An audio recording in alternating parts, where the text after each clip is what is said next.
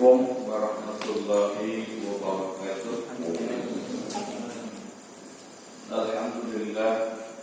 Alhamdulillahilladzi farraqa bainal haqqi wal batil wa amarna bi ittiba'i rasulihil karim wa nahana 'anil ikhtilafi wal iftiraqi wat tariqil mudil.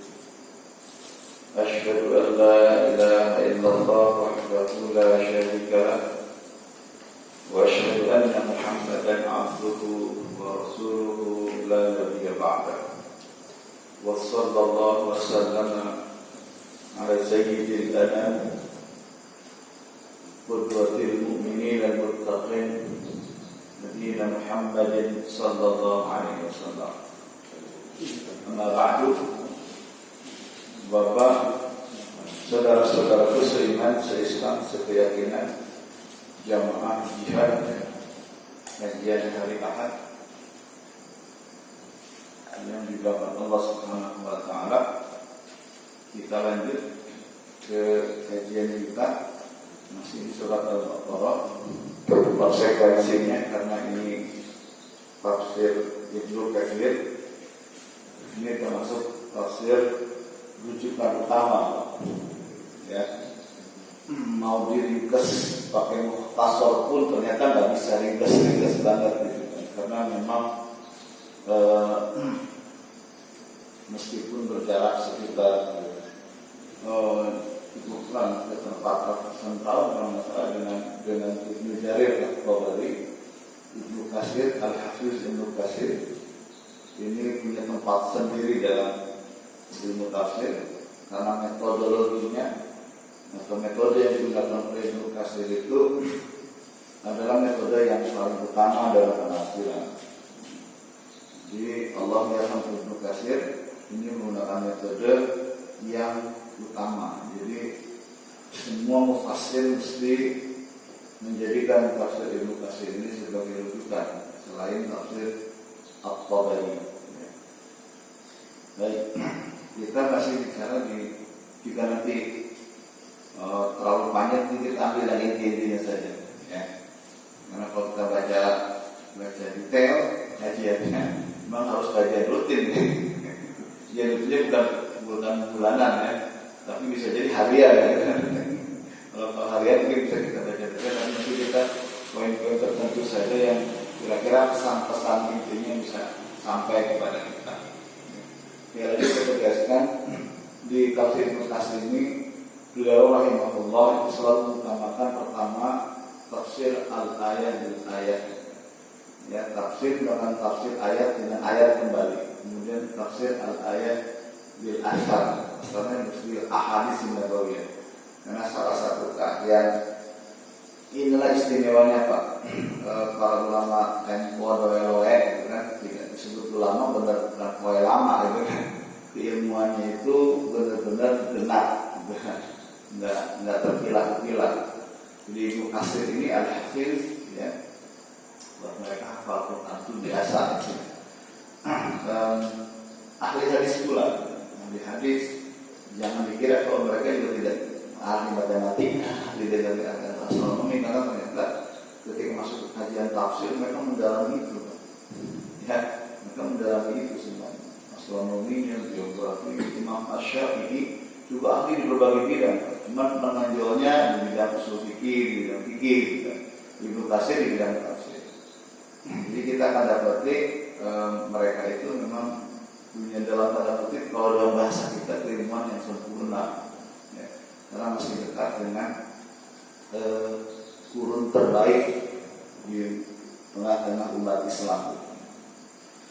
Baik, Bapak Allah Subhanahu wa taala masih di surat Al-Baqarah ayat 30 dan 31 dan 32 satu rangkaian. Ini saya melihat jangankan ini Pak, di surat Al-Fatihah, Al-Fatihah saja menghabiskan sangat banyak halaman di surat Al-Fatihah. Baik, di ayat 30 sebelumnya saya sampaikan bahwa sesungguhnya dalam tanda kutip pertanyaan malaikat itu dijelaskan oleh Ibnu Katsir dengan santun, itu bukan ala wajhil bukan dengan maksud menantang dan menentang Allah, ya, tetapi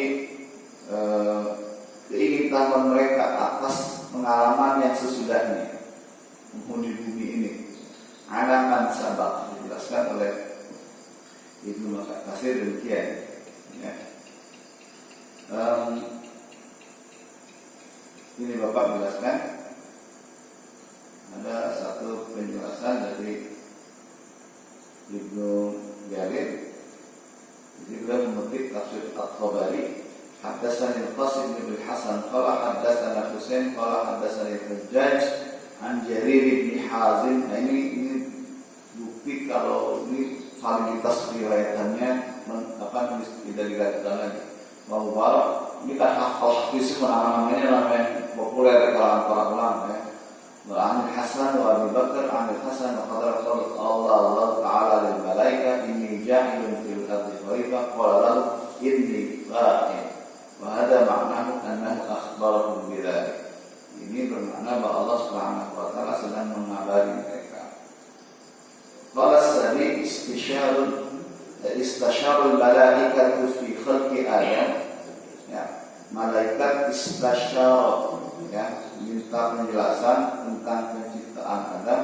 Rawahu Ibnu Abi Hatim qala wa an Qatadah nahwahu wa hadhihi al-ibaratu illa tarji' ila ma'na al-akhbar fa fiha tasahul. Ya, tasahul. Jadi kalau ini tidak bermakna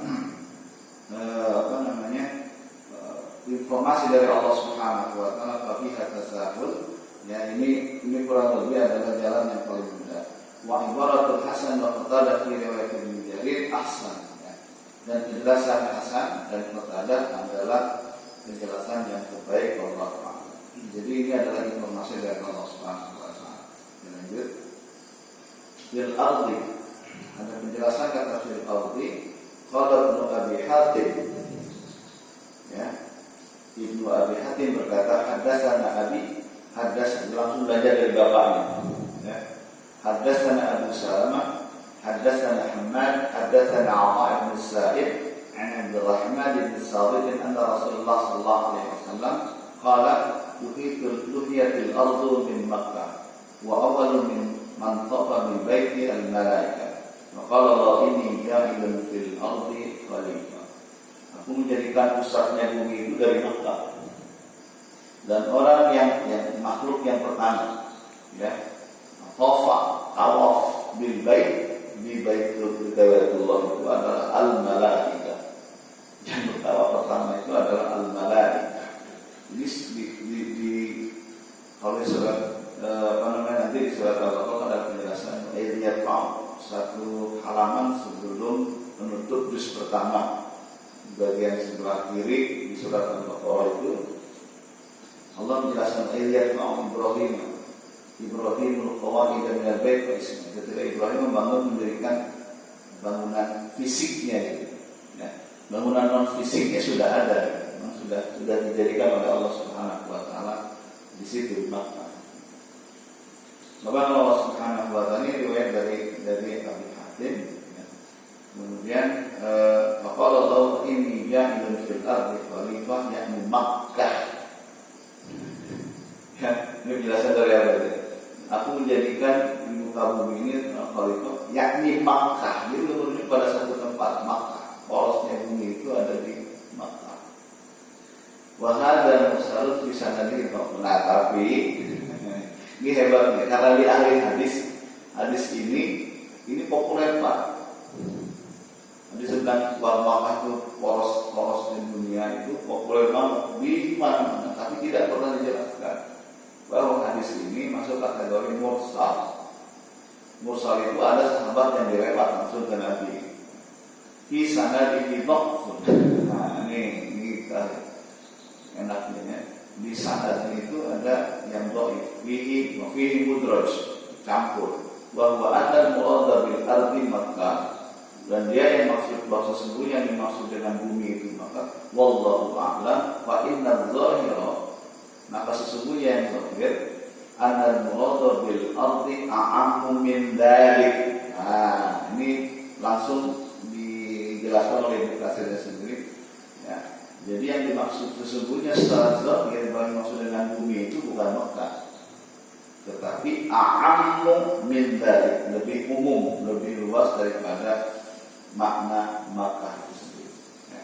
Ini kalau ada yang mengenai itu adalah hanya Makkah, ini berat-beratan dari riwayat yang dhaif karena status hadisnya masuk kategori status mursal. Ya. Jadi kalau Bapak ada hadis mursal, apalagi munkar, apalagi matruh, apalagi yang puncaknya itu maudhu, tolak. Nah, hadis-hadis ini bukan hadis, jadi dianggapnya begini, sedikit supaya kita paham. Berarti kita menolak hadis, bukan menolak hadis, ya. Bukan menolak hadis. Para ulama menetapkan begitu, bukan menolak hadis, tapi ingin memastikan bahwa hadis nggak mungkin begitu. Nah, gitu kan, hadis nggak mungkin begitu. Bahwa hadis itu harus ada kriteria-kriteria sesuai dengan pengalaman dan beberapa riwayat yang langsung sampai kepada Nabi Muhammad SAW. Ini tidak memenuhi syarat, sehingga ditetapkan oleh para ulama sangat tepat supaya yang sampai kepada kita itu informasinya valid. Karena kalau Bapak berbicara tarikh sejarah, penulisan sejarah, Bapak tanya Ustaz Ja'far al-Bahtiar itu, Prof. Ja'far al-Bahtiar, distorsinya memang dari sejarah karena berakar dari informasi orang-orang yang datanya mungkin hanya data tertulis menurut orang, sehingga siapapun pelaku sejarahnya mereka bisa punya intervensi terhadap sejarah. Ini lagi, kalau Bapak sekarang melihat informasi ini berseliweran, karena saat ini kan informasi serba digital gitu kan, lewat sosmed dan lain sebagainya. Orang dibunuh aja bisa jadi penjahat. Orang dibunuh bisa jadi penjahat. Udah dibunuh dari daerah dekat, katanya dibunuh, kemudian keluarganya juga kena teror, yang mendukungnya pun bisa jadi penjahat. Gitu kan? Itu begitu sekarang. Kenapa? Karena mereka juga akan kehilangan momen untuk membuat sejarah, Pak. Nanti akan dicatat, ya, akan dicatat. Sama halnya seperti umat Islam meremehkan sejarah, padahal ketika Aceh itu kalah, Aceh sulit ditaklukkan oleh Belanda, ya, itu jadi pelajaran sebenarnya. Mereka tidak menambah pasukan, ya, coba tanya, nambah pasukan apa nambah senjata enggak, tapi yang dikirim oleh mereka itu seluruh kronya, itu ahli sosiologi, Pak, ahli sosiologi, dokter, profesor sosiologi, dan paham sejarah, maka dia menulis sejarah, termasuk teori. Nah, ini Pak yang berseliweran tentang awal masuknya Islam ke Indonesia. Salah satu teori seluruh-seluruhnya, teori negara itu, teori Islam datang dari India. Ya. Maka kesan Islam itu identik dengan India itu dari seluruh-seluruhnya. Maka hamka berani melalui penelitiannya, sumber bacaan yang valid, kemudian mengeluarkan teori Makkah. Itu yang diakui. Bisa terserah teori ini kalau di akademik, di mahasiswa juga masih terjadi perdebatan terus itu. Ya. Ini yang tapi maksud pembentukan teori itu pembentukan opini sejarah. Disitulah pentingnya sejarah, karena bukan hanya sekedar menghafal angka, tanggal dan peristiwa, tetapi membangun peradaban ke depannya. Gitu, baik. Kemudian Allah Subhanahu Wa Taala, jadi itu di hadis begitu, baik. Khalifah. Ya, ini yang bicaranya Ibnu Katsir. Mau menggugat silakan gugat Ibnu Katsir. Cepat Khalifah. Saya hanya membacakan saja. Saya kira ulama yang paling tokoh-tokoh intelektual muslim yang paling liberal yang ngerti tafsir juga pasti akan baca ini gitu kan. Khalifah qala as-Sadiq fi tafsiri an Abi Malik wa an Abi Shalih an Ibnu Abbas. Jadi Ibnu Abbas itu mufasirnya Rasulullah, Pak, ya. Ini tempat rujukannya para sahabat. Jadi ulama tafsirnya Rasulullah adalah Ibnu Abbas. Abdullah Ibnu Abbas berarti keponakan sepupunya Rasulullah SAW. Karena Abbas Abbas itu pamannya Rasulullah SAW, ya, yang masuk Islam di saat perang Badar. Sebelum perang Badar sudah masuk Islam, tapi saat perang Badar ada di pasukan kaum musyrikin, Pak, ya, karena menyembunyikan keimanannya. Maka pesan Rasulullah SAW pada para sahabat, jangan bunuh Abbas. Dia sudah masuk Islam sebelum, cuma menyembunyikan itu.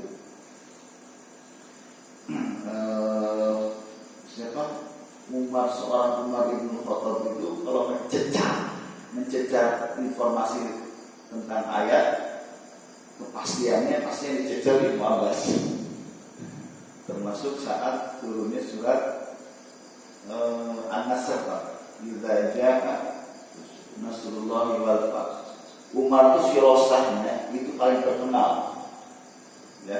Firasah itu pasti ada sesuatu yang kalau belum dia katakan iya puas akan ditanyakan terus Umar.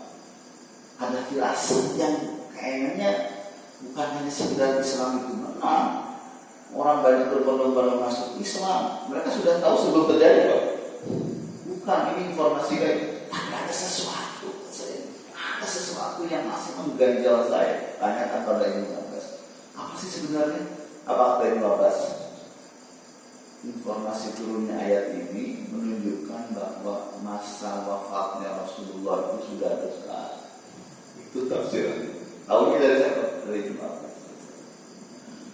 Sahabat Abu Murrah, Ibnu Mas'ud, ulama para sahabat semua dari Abdullah bin Mas'ud, Nasin min as-sahabat, anna Allah Ta'ala qala lil malaikati, dan beberapa sahabat. Misalnya Allah Subhanahu wa taala berfirman,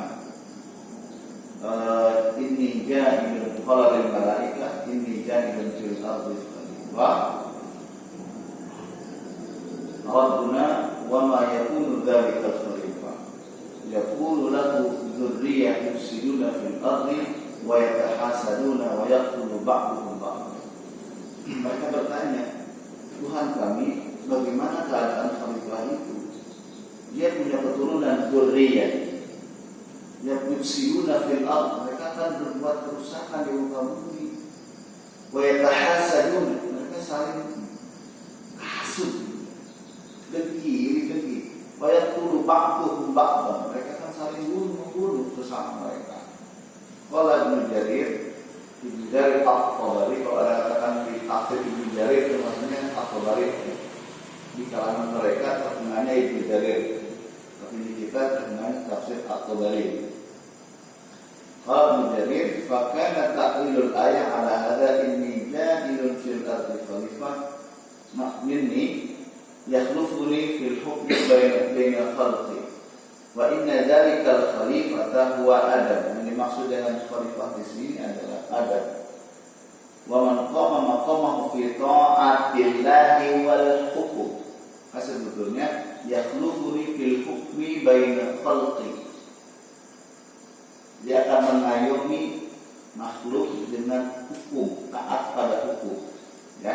Dan yang dimaksud dengan khalifah, taat pada hukum itu dimaksud sini adalah Adam, spesiesnya manusia ini.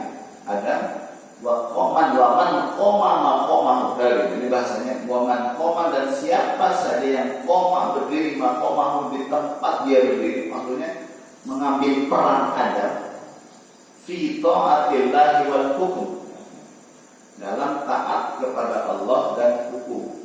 Jadi porosnya khalifah itu adalah ta'atullah wal hukum. Jadi salah nggak kita jadi khalifah semua itu?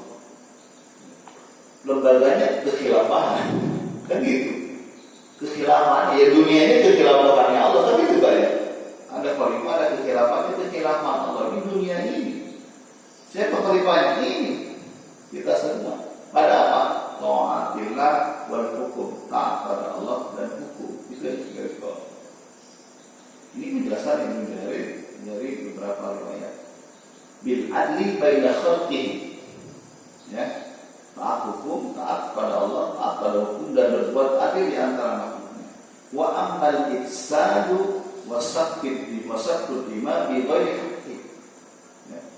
Berbuat kerusakan dan menumpahkan darah itu bukan perannya, ya, bukan perannya. Faman ghayyara khulafai famin ghairi khulafai, maka orang-orang yang seperti itulah bukan khalifahnya. Nah, jadi disebut khalifah taat pada Allah, jauh dari taat kepada Allah, itu bukan khalifatullah. Yang dimaksud dengan khalifatullah itu adalah tadi taatullah wal hukum, bersikap adil dan terang. Jadi kalau ini ifsad dan sabdul bima bukan urusan Allah, dan itu bukan khalifah Allah Subhanahu wa taala.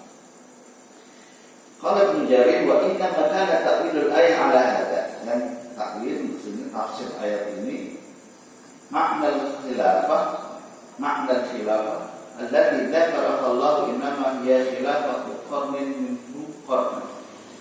Jadi maksud dengan khilafah itu adalah kepemimpinan khilafah dari satu kurun ke kurun yang lain. Jadi maksudnya dari satu generasi ke generasi yang lain. Maka wal khalifatul fa'ila min qawmi khalafa fulanan fi hadzal amr. Ini bermakna menggantikan si fulan menggantikan si fulan fi hadzal amr, ya. Idza qama maqamahu fihi ba'da, jika dia tegak melaksanakan tugas yang diemban oleh si fulan. Maksudnya kita tidak ingin bicara kekuasaan, Pak, ya. Konteksnya bukan kekuasaan. Jika peran ada untuk taat pada Allah, hukum dan bersikap adil itu diperankan oleh kita, lah khalifahnya. Tapi jika itu tidak diperan, kita bukan khalifah Allah. Jadi kalau kekuasaan itu adalah makna sempitnya sebenarnya. Nah, yang sentimental, yang berlebihan, saya kira yang kadang-kadang begitu dengar khilaf, jangan-jangan ketika saya menyebut khilaf agak kenceng, kadang-kadang terdengar sama satuan tertentu, saya digeruduk gitu, suruh nara tangan, suruh nyanyi suruh baca Pancasila, suruh nyanyi Indonesia. Nah, ya, padahal sudah Senin saya kadang sering memimpin upacara gitu. Jadi ada kurang NKRI, Pak, kadang-kadang menyebut. Kalau begitu mau udah gugat aja atau balik, gitu kan. Gugat aja kalau fasil gitu kan. Karena semua kan belajar dari situ. Saya kira yang sakit itu kan para ulama, para kiai, para sahabat itu sangat sakiti dengan intimidasi itu. Karena kata-kata itu, konsep itu kan adanya dalam Al-Quran. Nah, ini yang apa namanya? Ya sempit kita berpikir. Jadi kenapa bermakna kekuasaan? Saya kalau tanya kepada teman-teman HTI tidak bermaksud karena saya tidak pada kapasitas membela, cuma karena mereka sering datang. Saya pernah mengajar dalam konteks saya mengajar bahasa Arab, karena teman-teman di Sultan itu kan memang lagi belajar bahasa Arab, ya. Kita rujukan mereka semua bahasa Arab. Saya kira dari semangat itunya perlu ditiru, Pak. Jadi militan gitu, Pak. Militansi mereka terbangun. Bukan ini mendirikan negara, tapi mereka lagi ngasih tahu kepada kita tentang ini sebenarnya ini. Nah, itulah komunikasi yang nyambung dengan banyak kiai, dengan banyak ulama. Bukan mendirikan negara, tapi harus sadar bahwa keberadaan kita sebagai khalifah dan kekhilafan Allah itu taat kepada Allah dan hukumnya. Negara itu instrumennya, gitu. Pancasila, ya kan, Pancasila, NKRI itu kan yang menjadi semua juga para ulama. Berakarnya dari apa? Belajar dari piagam Jakarta, itu belajar dari piagam Madinah. Jangan salah, Pak. Mungkin bisa ditelusuri tulisan Kiai Haji Endang Saifuddin Ansari, putranya Kiai Haji Isa Ansari, mantan ketua umum Persatuan Islam. Itu salah satu, kalau salah dia menulis tesis tentang itu, tentang Jakarta Charter apa sebetulnya, piagam Jakarta. Itu sumber ininya, inspirasinya adalah piagam Madinahnya Rasulullah SAW. Jangan dibayangkan piagam itu hanya menguntungkan umat Islam, melindungi umat Islam, tapi melindungi semua warga negara. Dan itu adalah, kalau disebut itu konstitusi modern pertama yang ada di dunia, itu piagam Madinah itu. Karena meskipun di situ umat Islam memimpin, Rasulullah SAW sebagai pemimpin tertingginya, ya, karena langsung diawasi oleh Allah Subhanahu wa Ta'ala, ikatan wahyunya belum putus, tetapi semua yang hidup di situ dilindungi. Kurang lebih dalam ajaran Islam, jangankan makhluk hidup yang namanya manusia, dalam diktum-diktum ajaran Islam yang diajarkan Rasulullah SAW itu kan keseimbangan hayati saja, lingkungan hidup itu kan dijaga Pak ya. Al-Quran yang menisahkan begitu. Jadi kalau di sekolah-sekolah itu Pak ada apa namanya bikin sekolah adiliyata, udah ketinggalan sebetulnya. Di konsep Islam itu salah satu konsep yang diajarkan oleh Islam itu adalah konsep keseimbangan alam. Jadi jangan diragukan lagi. Kalau itu Islami ya Islami. Tapi kalau bahasa itu baru enggak baru, ya. Jadi kalau saya dulu ditanya yang mengajar agama ada khusus semua rasanya banyak sekali berurut saja. Itu diajarkan adiliyata karena kebanyakan kita nggak tahu guru itu hanya bersih aja, itu bersih itu kan adiliyata. Ada satu lagi yang lupa, menghemat air itu. Berwudu itu hemat air, jangan bau. Kalau bapak-bapak yang pernah mengalami umroh, yang pernah haji, kalau lihat di Saudi Arabia itu pasti airnya kalau kecil banget, sempit dan kecil. Bisa cukup. Kalau di kita kan kebiasaan mesti kalau mau ngobrol itu air kayaknya puas. Saya kadang-kadang bangun sampai sana kemari itu kan masih nggak puas itu, belum airnya kecil kan udah sulit. Ya, nah ini yang salah. Kalau Allah Subhanahu Wa Taala jadi kesilapan itu sebagian, enggak apa ya, enggak ujuk-ujuk kita ingin mendirikan negara. Kalau masalah, oh ya, sempat populer buku dari siapa salah satu tokoh dari India Pakistan itu saya apa namanya, Maududi, ya, Abdul A'la Al-Maududi itu pasti mahasiswa itu jadi rujukan, nggak pernah ada masalah. Itu juga tentang khilafah dan kekuasaan kan. Salah satu memberi pengantar, penulis pengantarnya adalah Profesor Amin Rais kan itu. Profesor Amin Rais. Ini tahun berapa? Tahun 80-an gitu. Itu ngomong. Saya baca tahun 90-an, karena tahun 80-an masih SD belum baca itu buku berat gitu. Ya. Dan di Kementerian Agama itu disebarkan ke seluruh madrasah. Pak. Saya juga baca itu pertama ya di sekolah dulu, ya, ada punya bukunya juga. Di perpustakaan madrasah juga ada. Perpustakaan madrasah itu kiriman dari Kementerian Agama. Apa itu mau diberedar? Gara-gara idenya menusuk ide khilafah. Nah ini saya kira perlu keluasan dan kelulusan kita memahami ajaran Islam. Qala ta'ala summa ja'alnakum khala'ifa fil ardi min ba'dihim linanzura kaifa ta'malun. Insyaallah ini penafsiran yang luar biasa dari Ibnu Katsir. Kami menjadikan kalian sebagai khalifah itu jama dari khalifah fil ardi min ba'dihim, setelah mereka, maksudnya korban ba'da korban dari satu keluarga ke keluarga lain, linanzura supaya kami bisa melihat, mengevaluasi kaifa ta'malun, bagaimana kalian bekerja. Jadi yang digaris bawahinya itu sekali lagi bukan kekuasaan tetapi amal kita.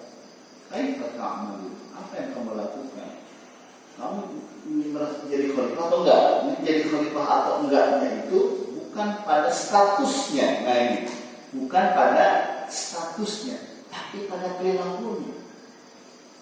Bapak menarik juga dicermati. Kenapa khalifah di masa dinasti Ottoman, ya, kekhilafan Utsmani di Turki itu, kalau pakai bukan dulu di sana, pakai apa namanya, mahkota itu bukan mahkota sebagaimana dipakai di imperium yang lain, kekaisaran yang lain, kerajaan yang lain pakai mahkota emas, biasa, enggak.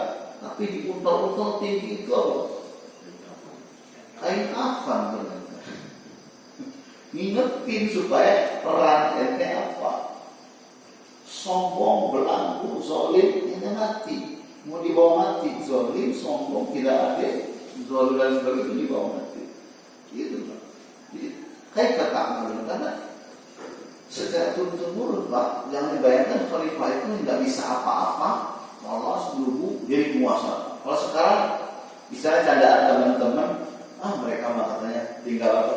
Lahir udah kaya, punya usaha, tinggal jadi pemimpin lagi nanti jadi wali kota, jadi gubernur, ya, kuliah, gitu kan, tinggal enak doang, uang sudah ada. Soal kemampuan nomor sekian, itu kan jadi guyonan tengah-tengah kita, meskipun mungkin guyonan itu bukan guyonan, bisa jadi kenyataan gitu kan. Nggak usah pintar-pintar amat kalau anak pejabat, misalkan bapaknya gubernur, ibunya wali kota, menjadi anaknya begitu lahir udah kaya, tinggal kuliah, selesai kuliah siap-siap nyalonin jadi wali kota, gitu kan. Terus lanjut ke gubernur, kalau bisa langsung ke DPR, semua apa? Sumber dananya sudah ada, bukan di situ, ya, bukan di situ Pak. Jadi siapa sejak pertama misalkan Muhammad Al-Fatih, ya. Muhammad Al-Fatih itu kan yang taksis ke dinasti Ottoman, kan? Ke Khalifah Ottoman. Itu kalau disebut dan dihadirkan di Indonesia itu bisa jadi dialah ulamanya. Ulamanya alim sejak muda sudah belajar segala hal, ya, sudah hafal Quran, hafal hadis, kata mubarak, memiliki Rasul, dikuasai, ya. Tapi bersama itu dia sudah jadi seorang alim. Tahajud sejak dia balik tidak pernah ditinggalkan.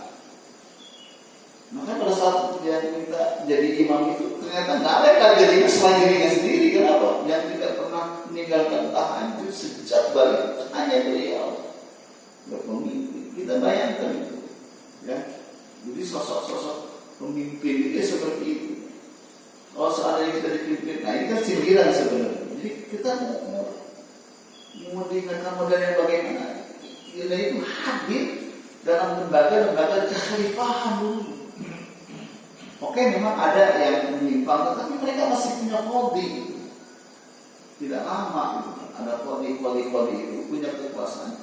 Bahkan dalam tanda kutip bicara hukum itu tidak boleh diintervensi oleh khalifah. Ya Pak ya, ada kode itu. Nah, kalau ada yang angkat kode hakim oleh seorang khalifah itu nggak berdaya dalam meskipun khalifah mereka memutusin khalifah yang kalah. Selesai. Begitu jalan kemarin Khattab yang pernah dialami Ali bin Abi Thalib saat menjabat sebagai khalifah, kalah di pengadilan bahkan oleh orang kafir gitu kan, non muslim gitu kan, karena diputuskan oleh taat pada hukum, jadi dan taat pada hukum dan keadilan. Baik, Bapak Allah Subhanahu Wa Taala, ini penegasan dari Ibnu Katsir, ya, surat Yunus ayat 14, "Wa min dzalika qila lis-sultan al-'azam khalifah." Maka kemudian dikatakan pada seorang pemimpin yang agung khalifah sebagai khalifah, li'annahu khalafa alladhi kana qablahu, karena dia menggantikan orang yang sebelumnya, faqama bil amri maqama, dan kemudian dia melaksanakan tugas-tugas yang sebelumnya diemban. Maka namanya khalafah, maka dia menjadi pengganti pemimpin sebelumnya. Jadi arti khalifah sebagai pemimpin itu adalah makna sempitnya gitu. Ini yang harus kita amati. Qala kana Muhammad bin Ishaq yaqulu fi qouli ta'ala inni ja'ilun fil ardi khalifah yaqulu sakinan wa 'amiran yaskunuha wa ya'muru khalfan laysa minkum. Jadi yaskunuha wa ya'muruha. Ini kata kuncinya, Pak. Amiron yaskunuha wa ya'muruha. Dia tinggal, ya, ya'muruha. Kata ya'muruha itu mengimarah, memakmurkannya. Ya, bukan dia duduk nyaman di situ menangkap kekuasaan untuk kepentingannya, tapi bagaimana kekuasaan ini memakmurkan. Qala Ibnu Jarir wa haddatsana Abu Hurairah haddatsana Utsman bin Sa'id haddatsana Bashar bin Umar an Abi Hurairah an Dhahab an Ibnu Abbas qala awwal man sakana al-ardh al-jin. Ini ada riwayat. Yang pertama mendiami bumi adalah jin. afsadu fiha, mereka berbuat kerusakan, wasafaku fiha dima, mereka menumpahkan darah, qatala ba'duhum ba'dan, dan mereka saling membunuh. Qala fa ba'athallahu ilaihim iblis, lalu Allah mengutus kepada mereka iblis, faqatalahu iblis, lalu iblis membunuh mereka, wa man ma'ahu hatta alhaqahum bi jazairil buhur wa atrafil jibal summa khalaqa Adam wa askanahu iya. Kemudian Allah menciptakan Adam. Jadi iblis ini ada di pinggir-pinggir, di tepian-tepian bumi, ya, di di tepian bukur itu laut, ya kan, bukur, wa atrafil jibal, dan tepi-tepi gunung. Summa khalaqa Adam wa askanahu iya. Adam ditempatkan di Falidhalika qala inni ja'ilun fil ardi khalifah. Maka kemudian Allah Subhanahu wa taala menegaskan, sesungguhnya aku akan menempatkan, ya, Adam dalam perannya sebagai khalifah itu di bumi karena ada kekosongan peran di situ. Nah, iblis yang membunuh jin itu ada tepian yang di dalam area yang paling luas di bumi ini belum ada yang menempati. Kemudian Allah menciptakan Adam dan menempati posisi dan peran. Ini barangkali tafsir dari inni ja'ilun fil ardi khalifah. Baik. Bagaimana Allah Subhanahu wa taala? Qala Sufyan Ats-Tsauri berkata, an Atha bin Sa'id dari Atha bin Sa'id, an Ibn Sabit dari Ibn Sabit, inni ja'ilun fil ardi khalifah, qalu ataj'alu fiha man yufsidu fiha wa yasfiku dima, qala yu'nuna bihi bani Adam. Yang dimaksud di sini adalah bani Adam, khalifah di sini. Qala Abdurrahman bin Zaid bin Aslam, qala Allahu lil malaikah, Allah berkata pada mereka, inni uridu an akhluqa fil ardi khalqan, aku ingin menciptakan satu makhluk di muka bumi, waj'al fiha khalifatan, ya, walaysa lillah, ya, dan aku ingin menjadikan di dalamnya khalifah. Azza wa jalla khalqun illa al-malaikah, dan saat itu tidak ada makhluk yang diciptakan Allah selain malaikat. Walaysa lillahi azza wa jalla khalqun illa al-malaikah, yang ada cuma malaikat. Wal ardu laysa fiha khalqun, dan bumi belum ada makhluk. Qalu ataj'alu fiha, apakah kau hendak menjadikan di dalamnya may yufsidu yasfiku dima? Pertanyaan dari malaikat. Wa qad taqaddama ma rawahu as-Sadi' an Ibn Abbas wa Ibn Mas'ud radhiyallahu min as-sahabah anna Allah a'lama bil malaikah. A'lama al malaikah, jadi Allah mengiklam, ngasih tahu malaikat bima yaf'alu dzurriyyatu Adam, dengan apa yang seharusnya dikerjakan oleh keturunan Adam. Faqalatil malaikah dzalika, maka kemudian malaikat bertanya, wataqaddama anfan ma rawahu ad-Dhahhak, yang diriwayatkan oleh Imam Ad-Dhahhak an Ibnu Abbas, annal jinna, sesungguhnya jin, afsadu fil ardi qabla bani Adam, berbuat kerusakan di muka bumi sebelum anak cucu Adam. Faqalatil malaikah dzalika, maka malaikat mengatakan itu, bukti data sebelumnya jin melakukan kerusakan. Faqasu haula'i biulaika, maka mengkiaskanlah malaikat itu dengan kerusakan yang dilakukan oleh jin, khawatir makhluk sesudahnya bukan bertasbih, bukan bertahmid, malah melakukan kerusakan sebagaimana kerusakan yang dilakukan oleh makhluk sebelumnya. Kemudian dari informasi yang ditegaskan oleh beberapa imam terkait dengan khalifah dan rahasia di balik penciptaan Adam. Yang pertama, bukan pada sisi makhluknya tetapi pada perannya.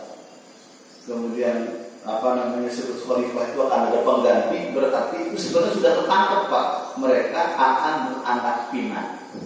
Ini menggantikan ini, peran ini akan digantikan ini. Yang tidak melakukan peran yang diinginkan Allah Subhanahu wa taala, berarti mereka bukan khalifah. Dan Allah a'lamu ma la ta'lamu itu sebenarnya kurang lebih lagi lagi menginformasikan kepada malaikat persoalan mereka nanti berbuat ada yang melakukan penyimpangan dan lain sebagainya, ya itu rahasia Allah. Tapi peran mereka di bumi diingatkan Allah adalah sebagai khalifah, lurus, tegas, lempeng, sesuai dengan kehendak Allah Subhanahu wa taala, taat kepada Allah, taat kepadaku, itulah khalifah, dan itu peran yang harus diambil oleh manusia. Maka jika dari masa ke masa selalu ada yang mengingatkan ke arah sana, itu sebuah keniscayaan. Maka di awal sebelumnya sudah dijelaskan, nggak usah khawatir, karena Allah Subhanahu wa taala lebih tahu kamu gak bakal di antara mereka akan diutus para nabi dan rasul yang akan mengingatkan mereka. Ya. Seolah dia akan berbuat dosa, kan Allah mengatakan akan ada berdosa, akan ada, tetapi Allah akan kirim para nabi dan rasul mengingatkan mereka. Jadi selalu ada di setiap guru itu mereka yang mengambil peran, mempertahankan sebagai dalam tanda kutip amar ma'ruf nahi munkar agar manusia tetap di jalur khalifah, menjadi khalifah sebagaimana diminta oleh Allah Subhanahu wa taala. Karena peran mereka sebagai manusia, posisi mereka sebagai manusia, makhluk biasa, sebagaimana makhluk yang diciptakan oleh Allah Subhanahu wa taala. Makan, minum, tidur, seolah-olah biasa saja. Tetapi peran khalifah itu adalah peran inti. Itu barangkali kenapa Allah Subhanahu wa taala kemudian memungkas ayat ini, inni a'lamu ma la ta'lamun. Saya kira cukup dulu untuk ayat ke-30. Mudah-mudahan kita bisa memahaminya. Nanti kita lanjut kemudian ke ayat ke-31. Kita lanjut atau stop dulu? Ada pertanyaan? Atau dilanjutkan baca kitab, Bapak silakan Pak. Boleh Pak, nanti sekali Pak, boleh nggak saya baca? Boleh Pak, apa-apa, ini sekalian kita kajian kitab kuning, dan kitab aslinya itu memang kecil-kecil begini Pak. Saya nggak membayang guru-guru kita dulu, dan ini setiap hari baca tulisan yang kecil-kecil begini gitu ya. Tulisan-tulisan kecil gini, kita tulis kertasnya kuning gitu kan, dan itu ribuan sampai ratusan ribu sampai jutaan halaman. Dan maaf, di antara mereka itu menghafal itu secara tekstual. Di antara yang punya keistimewaan itu di Indonesia salah satunya ya itu Ustaz Adi Hidayat itu teks banget dihafal. Dulu ada siapa di Bandung itu Jalaluddin Rahmat ya, Jalaluddin Rahmat termasuk yang bisa menghafal. Kalau menjelaskan salah satu keistimewaan gitu, ini terjun dari Allah Subhanahu wa taala. Dulu ada Ahmad Hasan ya, itu hafal. Jadi tafsiran ini makanya punya catatan kecil di buku agendanya, tapi teksnya sudah sangat kuasa ya. Dan saya membayang kitab yang jutaan lembar itu bisa dibaca dalam waktu sebentar, kecuali mereka benar-benar menekuni setiap hari. Dan saya yakin mereka memang benar-benar menekuni itu setiap hari. Saya belajar dari dulu saya, misalnya belajar sekretariat, mau sesibuk apapun satu hari dia mesti sehari itu harus baca sekian jam.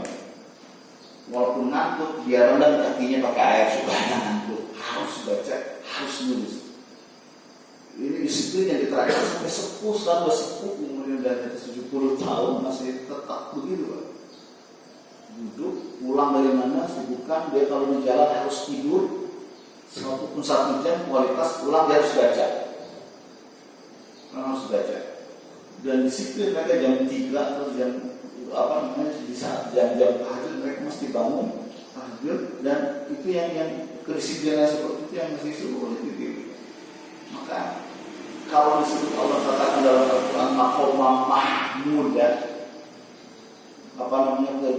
posisi atau kedudukan yang mahmudah, yang terpuji, itu salah satunya Allah mudahkan ilmu. Ini barangkali yang pelajaran-pelajaran yang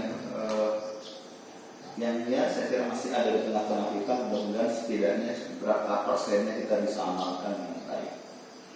Baik, saya kira untuk tafsir ayat ke-30 kita sudahi dulu Pak ya. Kata kunci Allahu a'lam, inni a'lamu ma la ta'lamun itu semua konsepnya sudah ada di situ. Tapi yang jelas jangan mendahului keinginan Allah. Jangan mendahului kehendak Allah, karena keinginan, kehendak dan konsep Allah itu sudah dipersiapkannya, bukan hanya sekedar Allah iseng nyiptain. Allah bukan maha iseng, Pak. Kalau manusia suka iseng, tapi jangan dihubungkan Allah dengan kita. Bisa-bisa bikin manusia supaya ada makhluk, supaya ada yang bukan. Tapi ada konsep yang A ke Z-nya sampai hancurnya semua ini Allah sudah persiapkan. Jadi malaikat tidak boleh mendahului itu. Kenapa? Karena ini a'lam ma la ta'lamun. Maka jika kita mendahului Allah, menduga Tuhan akan mendapati kebenaran sama sekali. Artinya, jika saat ini ada kemudian berani mengkritisi Al-Quran, berarti mengkritik Allah, sesungguhnya dia menyaksikan dirinya sebagai makhluk Allah SWT. Kalau ada yang begitu Pak ya, saking kreatifnya, saking intelektualnya katanya, dia berani mengkritik Al-Quran. Jadi kalau tadi ayat yang saya baca, misalkan di surat Al-Baqarah tentang perang, kan ada beberapa intelektual muslim itu menganggap Al-Quran itu ada yang gak benarnya. Kenapa? Karena masih ada ayat-ayat perang. Digugat Pak. Masih ada ayat-ayat perang, ayat-ayat perang itu udah sisihkan dulu. Kalau liberalnya begitu Pak. Mereka tidak tahu yang tidak punya ayat-ayat perang itu bisa perang. Ya Pak. Yang tidak punya ayat-ayat perang. Karena keinginan mereka dengan agama mereka tidak punya ayat-ayat perang. Kalau sudah membantai sampai habis Pak. Bodoh amat itu kitab suci, bodoh amat ada tempat beragam, bodoh amat itu tempat ibadah, hancurkan. Kalau gitu Pak, brutal, sadis. Tapi yang kemudian dituduh teroris, yang dituduh radikal, justru mereka yang punya aturan perang. Aturan perang itu kan bukan untuk ngajarin kita setiap agama muslim perang, bukan itu. Yang dibikin kan di sosmed itu dikacaukan kan itu Pak. Diambil ingatnya, sentimen kepada umat Islam itu dengan sentimen ajaran. Ini kan mereka tidak paham. Ya, coba Bapak tengok dengarkan kata-kata Abu Janda. Tapi saya kira tidak jangkau di piratan apa. Kata-katanya sangat-sangat bodoh. Islam itu dibaca Quran aja pelatat laptop itu. Mudah-mudahan Allah Subhanahu wa taala memahamkan kita terhadap ajaran Islam, terutama yang Allah butuhnya. Kan tentang khalifah ini saja. Artinya mungkin semua ustaz, semua kiai juga mungkin pernah baca ini saja. Iya. Tapi kenapa ada perselisihan? Artinya kan apakah pemahaman yang berbeda, apakah ada muatan yang berbeda, atau seperti apa? Atau barangkali ada pengingkaran yang tadi bilang Ustaz, pengingkaran terhadap ayat atau seperti apa gitu. Secara tekstual juga kan sudah kita maklumi ya saja. Apalagi mungkin para ulama menafsirkan, para sahabat juga menafsirkan. Baik, sampai kapanpun khilaf dan ikhtilaf itu selalu terjadi. Dengan tadi kalau syahwat itu sudah mulai masuk, kebenaran itu bisa ditutupi. Pernyataan Allahu a'lam, ini a'lamu ma la ta'lamun sebenarnya sudah cukup sebenarnya menutup kehendak kita dengan kehendak Allah. Semua baca ini, tapi kepentingannya kan berbeda-beda. Bisa jadi seseorang Pak berfatwa karena kepentingan tertentu bisa diubah fatwanya Pak. Ustaz siapa sih agak kencang juga saya perlu ini sih sebenarnya. Ustaz Ahmad Al-Hamsyah, tapi nyindirnya kencang banget. Tapi kalau nggak peduli politik juga kita diinjak-injak juga. Kalau melihat ketidakadilan, kalau melihat kezaliman, kalau melihat ada orang janda kita diam baik, kita doakan jadi wakil presiden kan itu sebenarnya itu sindiran Pak.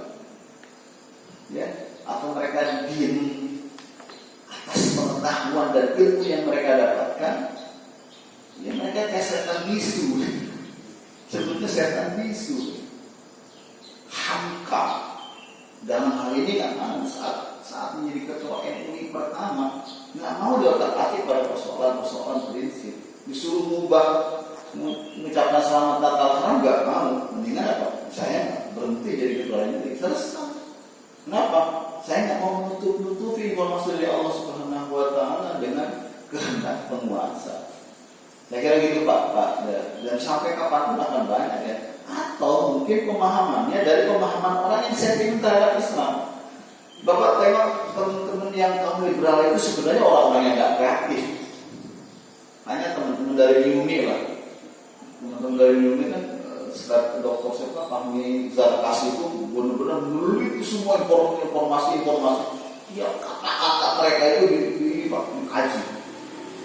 Sebenarnya kata-kata mereka itu bukan kata-kata murni mereka. Mereka seolah-olah dari orientalis ini itu keren disampaikan. Mereka dapat beasiswa ke sana, punya misi menyampaikan pesan-pesan orientalis memahami Islam. Gerakan orientalis kan tujuan utamanya adalah mereka apa? Menguasai keilmuan Islam, menuliskan kembali teks-teks yang pada manuskrip Islam asli itu versi mereka. Untuk apa? Ya tadi salah satu misinya Sultan Guru ini menuliskan sejarah. Dia menulis sejarah Islam, Pak. Pesan sejarah Islam masuk ke Indonesia begitu. Sehingga terjadilah pendistorsian. Meskipun ada di antara mereka kemudian juga akhirnya objektif menulis hadis, tidak ada isi apa-apa, cuma bikin kamus hadisnya saja gitu. Ada yang menulis kamus saja misalkan, seperti kamus Munjid yang ada di tangan para pelajar itu ditulis oleh Dr. Pendeta Pak. Saya itu seperti tegur oleh guru saya saat menggunakan kamus Munjid untuk membuat tafsir. Ya, la tasma' Munjid. Ya, fi qira'at tafsir. Kenapa? Gunakan kamus ini. Gunakan lisanul Arab. Kenapa? Ternyata saya baru dapat jawabannya. Munjid itu karya monumental dua pendeta Nasrani, Pak. Namanya Louis Magnus dan Ferdinand Tuttle. Tapi mau digontor itu anak-anak punya kebanggaan kalau udah punya kamus Munjid. Kamus Munjid. Nggak salah karena itu ilmiah, Pak. Keilmuan saja sebenarnya. Itu semacam ensiklopedi, Pak. Semacam ensiklopedi. Kamusnya lengkap, gambar-gambarnya lengkap, gambar Soekarno juga ada di situ, Jakarta juga ada di situ. Saya punya. Itu pun nggak beli, Pak. Ada yang ngasih. Karena kalau beli harganya mahal. Jutaan ternyata. Jadi begitu Pak, pesan yang saya kira pemahaman. Intinya dia kadang-kadang kenapa saya nggak ngerti mereka baca ini tapi kenapa gitu? Ada yang diam atau dibungkam atau tidak diberikan jalur informasi untuk mengkonfirmasi Pak. Mungkin beda-beda Pak. Ada orang-orang yang paham ingin mengkanter tapi tidak diberikan panggung. Ada yang sudah punya panggungnya diganggu. Karena caranya macam-macam. Dibubarkan lah pengajiannya gitu. Kan ada spesialis membubarkan pengajian itu. Ya, saya nggak tahu dari mana itu, saya mengerti. Tapi kemudian mereka kalau Natalan itu tiba-tiba berubah wujud menjadi satpam gereja gitu kan. Jadi menafsirkan toleransi seperti itu. Saya nggak ngerti, Bapak tahu sendiri, saya nggak ngerti Pak ya. Dan sekarang poros petinggi ini jadi pegang atasan saya Pak.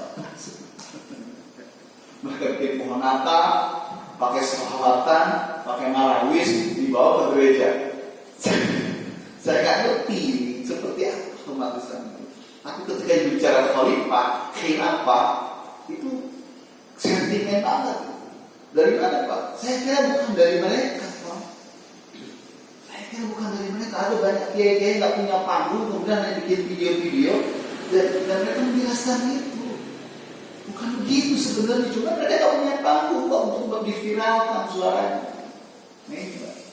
Ya, jadi firaq, ikhtilaf dan khilaf itu selalu diciptakan Pak. Untuk apa? Ya, umat Islam itu kan salah satunya akan menang dengan begitu, dengan khilaf, dengan ikhtilaf. Kalau mereka mengamalkan ajaran Islam itu pasti yang dia takutin. Aceh, kalau disentuh dengan perang, dengan kata kafe, apa itu kafe? Perang lawan kafe, ikhlas kalimatillah, nyawa tidak berarti, susah ditakutkan. Tapi diacak-acak sejarahnya, diacak-acak pemahaman agamanya, itu membuat mereka lemah. Sama seperti pernyataan salah satu Perdana Menteri Inggris saat ditanya kekuatan umat Islam di Mesir, mereka bilang mereka punya Al-Quran. Selama mereka taat ke sini, susah ditaklukkan. Tapi kalau mereka dijauhkan dari ini, nah itu. Syria dihancurkannya salah satunya bukan hanya dibunuh, Pak. Tetapi apa? Yang mereka benar-benar digersakkan dari pemahaman ajaran-ajaran mereka, dibunuh generasi-generasi terbaiknya. Orang-orang tuanya, tinggal anak-anaknya belum sempat belajar, karena ada yang nggak ngerti agama Islam. Itu masalah itu. Jadi demikian Pak. Baik, jika dirasa cukup, kita cukupkan saja pertemuan pagi hari ini. Mudah-mudahan Allah Subhanahu memberikan keberkahan dan segala keberkahan dan kemanfaatan kepada kita dalam pertemuan dan kita pagi hari ini. Subhanakallahumma rabbana wa bihamdika asyhadu an la ilaha illa anta astaghfiruka wa atubu ilaik. Alhamdulillahirabbil alamin. Assalamualaikum warahmatullahi wabarakatuh.